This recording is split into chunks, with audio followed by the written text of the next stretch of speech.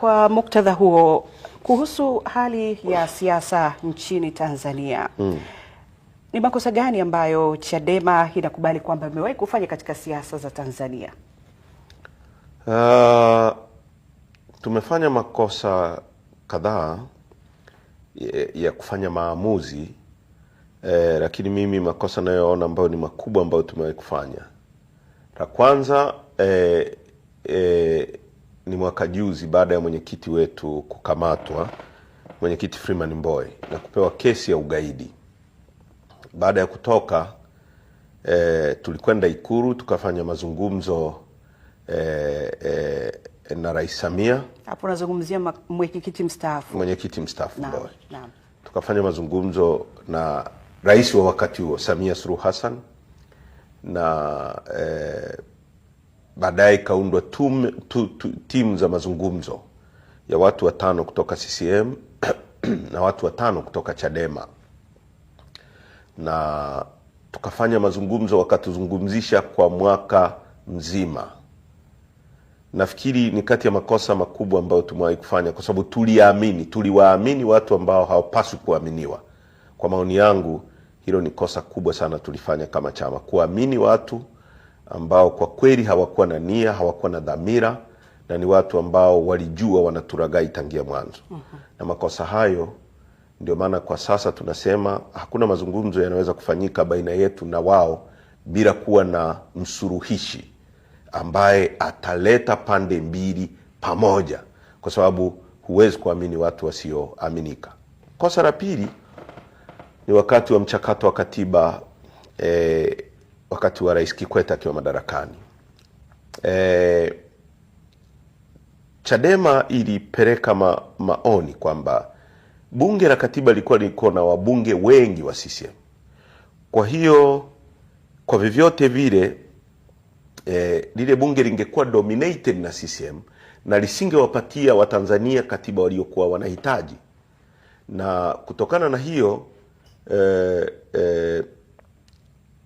sheria ikatungwa ambayo sisi tulishiriki kuichakata tukiamini wana nia njema pia.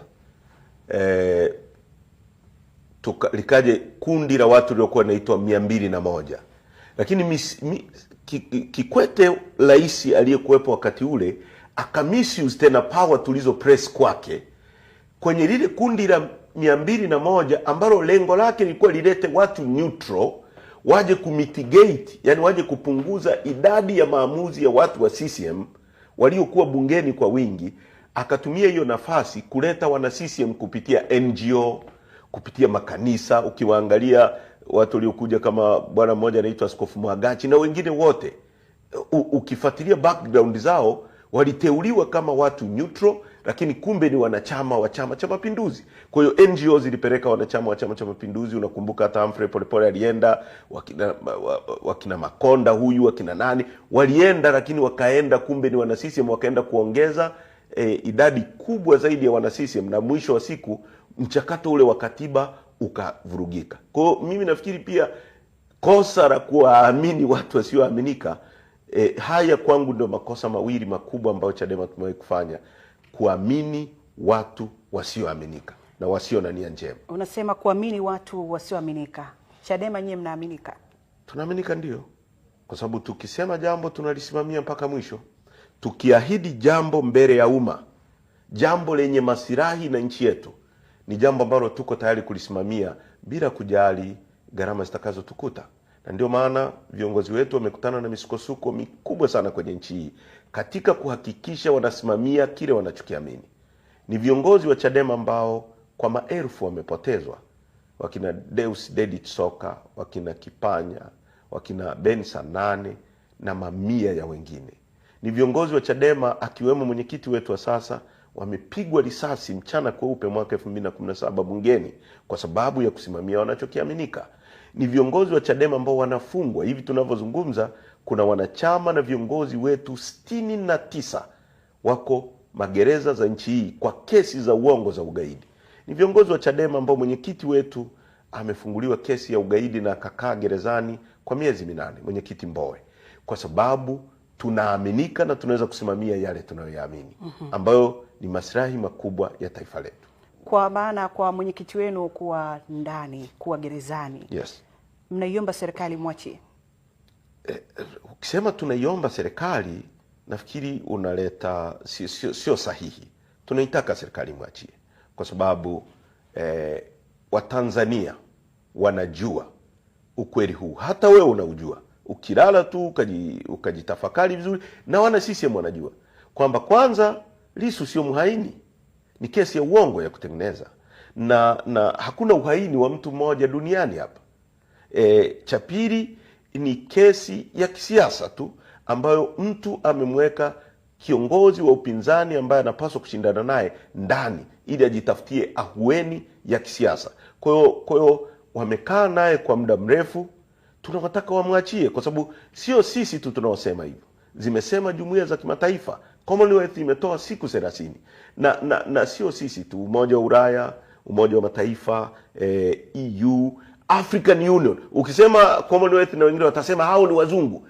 African Union imesema, SADC imesema kwamba hizi kesi za aina hii ni kesi za kukandamiza wanasiasa wa upinzani ili kufifisha demokrasia. Kwa tunaitaka tunamtaka DPP Bwana Mwakitaru afute hii kesi kwa sababu ushahidi ni kwamba hata Mbowe, mwenyekiti aliyekuwepo wakati ule, mwenyekiti Mbowe aliwekea kesi ya aina hii, akakaa ndani miezi 8 na baadaye wakamwachia. Sasa unamwachiaje gaidi alafu unaenda kukaa naye Ikulu?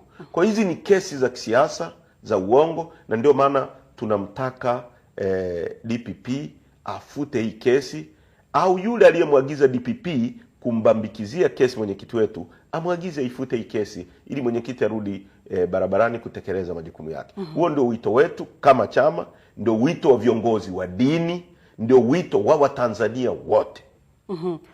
Washindani wenu mara kadhaa wamekuwa wakikunyoshea kidole, wanasema kwamba wewe unanufaika kisiasa ama ni mtaji wako wa kisiasa kwa mwenyekiti wako kuwa ndani ama kuwa gerezani. Hili ndio ukweli wote, makamu mwenyekiti? Kama nanufaika kisiasa kuwa mwenyekiti kuwa ndani na wao ndio wanamshikilia, wamwachie ili nikose hayo manufaa. Mbona ni rahisi sana? Wanasema nanufaika kwa sababu mwenyekiti yuko ndani. Wamwachie ili hayo manufaa yaondoke kwangu.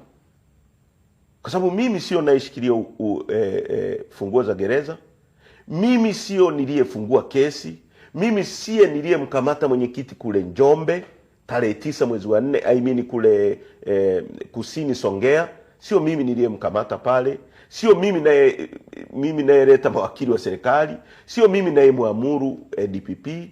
Anayenufaika na kesi hii kisiasa ni Samia Suluhu Hassan, kwa sababu yeye ndio mshindani namba 1 wa Tundu Lissu, na yeye ndio ana mamlaka ya kuagiza Tundu awe nje au akae ndani.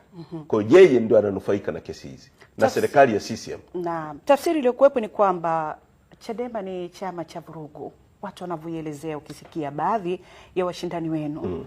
Ukweli ni upi kuhusiana na hili? Inategemeana ni nani anayesema sisi tunafanya vurugu na ni vurugu za aina gani. Kama ni vurugu za kukemea wezi, hizo ni vurugu nzuri. Kama ni vurugu za kukemea kuuzwa rasilimali za nchi na watu wetu wanabaki maskini, hizo ni vurugu nzuri. Kama ni vurugu za kutaka nchi hii iwe na viwanda ili vijana wetu wapate ajira, kwamba nchi hii ni tajiri, tunufaike na utajiri wetu na watu wachache wasinufaike peke yao, huku mamilioni wakiteseka, wanalala kwenye nyumba za tembe zisizokuwa na maji, zisizokuwa na umeme, bila mabarabara, wanaishi kwenye hospitali, wanatibiwa kwenye vidispensary visivyokuwa na madawa wala wataalamu, watu wanakufa kwa magonjwa ambayo yangeweza kuepukika.